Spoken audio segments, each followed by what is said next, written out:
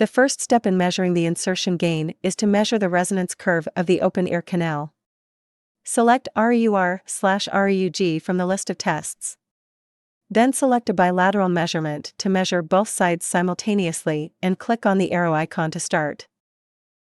The resonance curve should be flat or slightly sloping up to 1 kHz.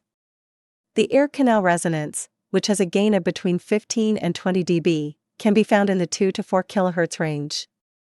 Below 6 kHz, the curve must not fall below 0 dB gain.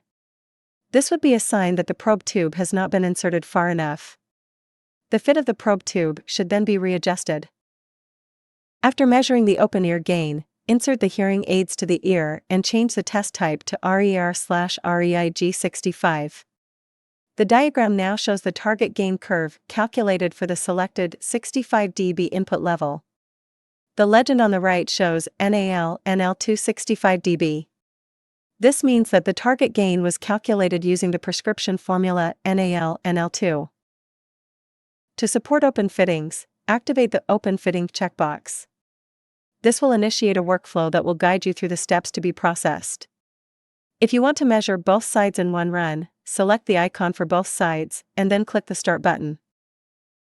Switch off the hearing aids before you click the OK button. This is important to prevent the sound from leaking out of the ear canal and affecting the equalization of the input signal. Now click the OK button. Now a pink noise is played to equalize the room input, and then you will hear a short speech simulation sound to level and equalize the input spectrum reaching the reference microphone. The correction values are determined and stored for use in the subsequent probe measurement. After completing the room equalization, activate the measurement settings in the manufacturer's fitting software and switch hearing aids back on. Click OK in the dialog field to start the measurement. A speech simulating noise, such as the IL-TAS, is used to obtain the gain of the hearing aids. The average gain curves measured in the ear canal are displayed on the screen as dashed purple lines together with the target lines shown as solid lines in black. As the hearing aids have not yet been adjusted to the hearing loss, there is a large difference between the measured curve and the target curve. The gain settings of the hearing aids must now be corrected, and the insertion gain measurement must then be repeated until the targets are reasonably met. To avoid these long-lasting iterative process steps, use the loop function to keep the measurement running while the gain adjustments are applied. The changes in the gain curves will become visible almost immediately, and such it can be fitted to the target curves.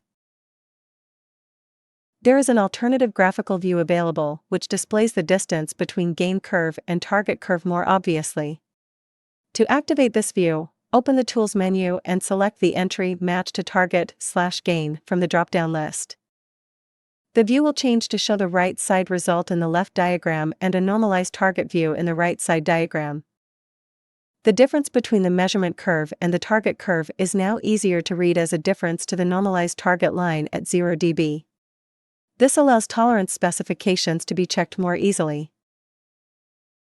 After the gain curve for 65 dB input signal had been adjusted, check the gain curves for loud and soft inputs as well.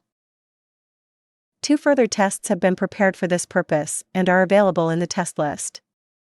The RER/REIG 50 dB test is used to check the soft input level. The RER/REIG 80 dB test is used to check the loud input level.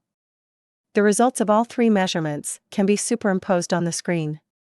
To do this, switch the target view to display all 3 target lines and also make the results of the 50 dB and 65 dB measurements visible.